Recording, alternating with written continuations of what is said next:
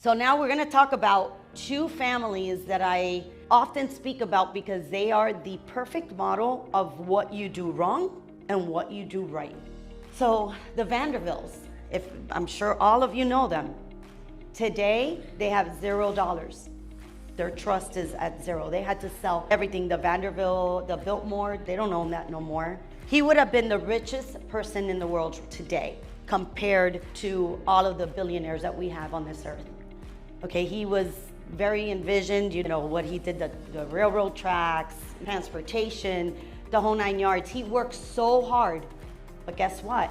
He didn't create a legacy or a platform for their families to take on. What did he do? He just left all his money. He died with somewhere between $90 to $105 million to his son, William, somewhere around there. But unfortunately, his son, William, which was carrying on that legacy, died 9 years later. So 54 years later, that family is completely broke after William died, the son. Why? He didn't leave a legacy behind. The trust had no rules. He created socialites. And it's like what I said, you can make all the money in the world, but if it's not reproducing, what's gonna happen? It's gonna be gone. And this is a perfect example of why I'm so passionate about creating a legacy behind and putting in a platform, a roadway, a roadmap, whatever you wanna create. Now the Rockefellers, they're a family that are 7 generational. They're very strong. He left behind 9 million. You know, in today's world, he would have had $418 billion net worth.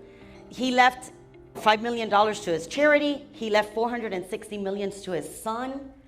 But before he died, he created a whole entire legacy rules. They don't split their money. All their assets stay in one trust. I don't know exactly the number, but I believe it is about 135 members right now that live off of this trust. It's some big number.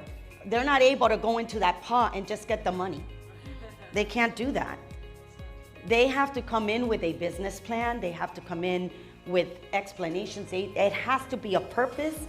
They have to sit down with a board, and then they're able to get whatever they need if it makes sense for them, because they have core values. They have to be aligned with what their legacy is all about. But this is the difference, guys. Whether you want to do it right or you want to do it wrong. Same work. You went out there, you're creating this money, you're creating this empire that they both created huge empires. And look at this, one is 7 generations strong, the other one lasted 3. And today, no family member has anything except that they could look back and say, wow, my great-grandfather or my grandfather did this, but I have nothing to show for it. So make sure you understand that, because like, we're the ones right now, I don't know if any of you come from other generations or you're the first generations to create what you're creating, but it's a lot of work. I don't know about you guys, but I mean, we're still working hard, still putting in the time. I still go to work every single day, 9 to 5, 9 to 6, 9 to 10, whatever it is. I don't want to do all this work and know that 2 generations down, they completely just go and blow this all out just because they want to go have fun. You know, it needs to be some type of purpose. You're working the same amount of time, putting in the same hard work. All you need to do is just have a purpose for it. Create that roadmap, give them guidelines, teach them how to be able to create for them.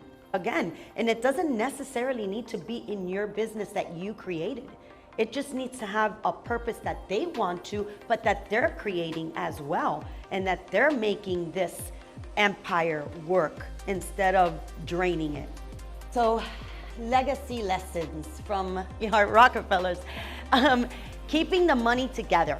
This is hiring a trusted financial professional. We have a company that we hired specifically for this. So all of our money is managed by a financial planner that understands what we're looking for this long 100-year legacy that we want to create. They know exactly. We meet with them every quarter and we go over exactly. And sometimes we've changed our plan, our roadmap. We have different things that we add, we learn. Again, from masterminds, we've sat down and we're like, wow, he's doing this. We don't have that in our planning. That's a great idea. So we go back and we'll implement that or remove something else and just modify it. It doesn't mean that it needs to be 100% set in stone. Until you're in this earth, you're able to move it around and do and say what you want to do with it. But start planning from today. It doesn't matter if you have $0. Start planning today for that. So this is very, very important as well. We hired an attorney, only does trust for long-term legacy. So very important. I didn't know this until probably 4 years ago. So I didn't do it properly at the beginning, myself or my husband. Luckily, we're still here. But if something would have happened to us 4 years prior, they would have not been done correctly and our kids would have had to, give up a lot of the wealth that we've created. Setting guidelines and directions of how the money could be spent. You're the one that made, this happen. So of course you could put in whatever rules you want in there, but it's very important because you don't want, God forbid, one of your children or great-grandchildren becomes a drug addict, goes out, does things that you really don't want, and they're able to have access to that and just be able to go out there and spend it all or do it in the wrong way. But then again, you want to leave, things where you are empowering them to be able to create. Buying life insurance for your family. I know this sometimes is creepy and it's like, oh my God, I don't want to buy life insurance. This is, I don't like this. They're so young, why do we need it? But it's something that the Rockefellers did and it makes so much sense because number one, the earlier you buy insurance, and it has to be the right insurance, guys, because there's a lot of life insurances that make no sense. And that's something that you need to talk to your financial planner about, because everybody's wants and needs are so different, but it's something that makes a lot of sense. So perpetuating your wealth, investing time to create legacy mindset. This is again what we were talking about. I hired a psychologist to help me input this in my kids' mindset because I want to make sure that they cannot be selfish to just think about themselves. So you don't want to have that mindset, oh, this is all mine. This is gonna be mine. I don't want nothing else. I'm gonna spend this money. I don't care. And I, believe it or not, I belong to some groups that are very high net worth individuals. And I tell you, some of them say, I don't care of my kids. I worked hard. I'm gonna enjoy it. I'm doing this. And that's great and dandy for that person. But in my family, there's no way. This mindset of leaving legacy and creating something that we could continue on for generations to come is a must. Pass on values so that family visions don't stop with you. What I just said, and family retreats and meeting.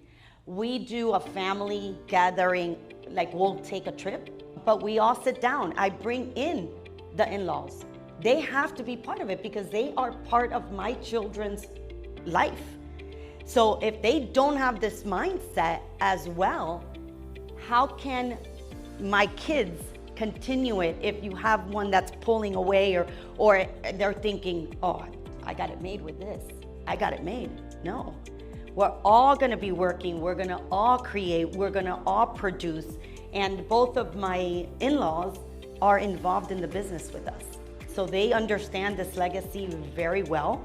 And with the help of the psychologist, it's been amazing because it's brought them in to also bring in ideas and thoughts and building that roadmap. Family mission statement. We didn't create one until about 2 years ago. But a family mission statement is very important because when that legacy that you're leaving behind and they say that name, just like the Rockefellers, everybody knows their mission, their statements, what they represent.